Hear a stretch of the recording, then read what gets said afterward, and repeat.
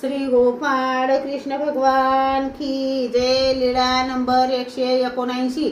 सारंग पंडिताची रिकाम्या हाताने भेट। गदो नायकाला अटक झाली होती। त्यांनी सारंग पंडिताला सांगितले, तुम्ही माझ्या सुटकेसाठी सर्वज्ञांना विनंती करा आणि सारंग पंडितांना विनंती करायला पाठविले। पडवीत सर्वज्ञांची भेट झाली। रिकाम्या हाताने सर्वज्ञांजवळ गेले, दंडते घातली, श्रीचरणा लागले आणि सांगितले, जी गदो नायकाने विनंती करण्यासाठी पाठविले आहे त्यांना अटक झालेली आहे, त्यांची सुटका व्हावी। जी सर्वज्ञांनी सांगितले, तुम्ही रिकाम्या हाताने भेटलेत म्हणून वरवडे जाईल, परंतु जीवाने सुटतील, हे परशुराम बासाचे मत। रिकाम्या हाताने राजाचे व गुरुचे देवतेचे दर्शन घेऊ नये, हे रामेश्वर वासाचे मत। श्री गोपाळ कृष्ण भगवान की जय।